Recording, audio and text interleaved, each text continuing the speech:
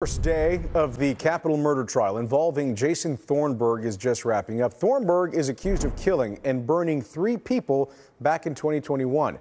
Amelia McGavro has stepped out of the courtroom. She's joining us live now in Fort Worth with the latest happenings from inside the courtroom. Amelia?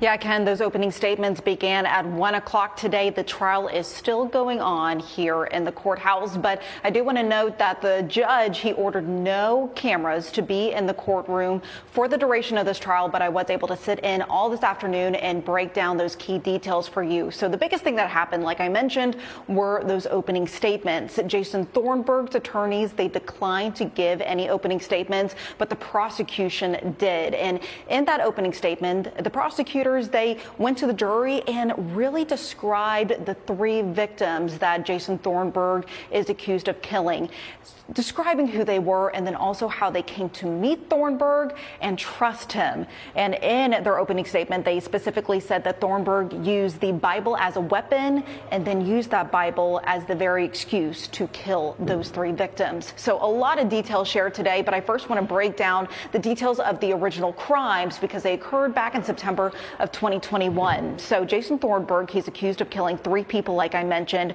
Those 3 people are David Luiris and 2 other women, Lauren Phillips and Mary Cruz Mathis.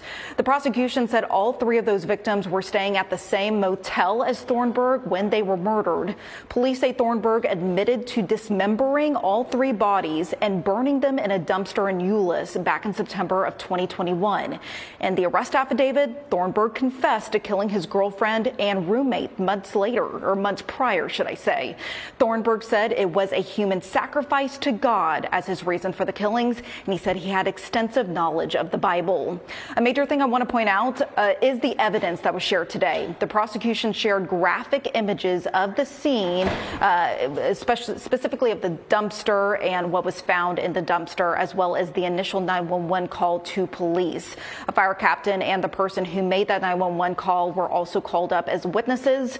The defense did cross-examine all those witnesses today, mainly clarifying whether those witnesses' testimonies could label Thornburg as a suspect. So those were really the key things that transpired today, this afternoon. Of course, this trial could go on for several weeks. The judge says he's seeing this be a 3-week trial. So we'll wait and see how long this trial will happen and take place. But I also want to note that I did speak to some of the family members of one of those victims, Lauren Phillips. And they said that the hardest thing about today was sitting in that courtroom and seeing the evidence physically in front of them, and then also seeing Thornburg in person. I also want to note that this is a capital murder trial, and if Thornburg is found guilty, prosecutors are seeking the death penalty. Live in Fort Worth, Amelia McGavro, CBS News, Texas.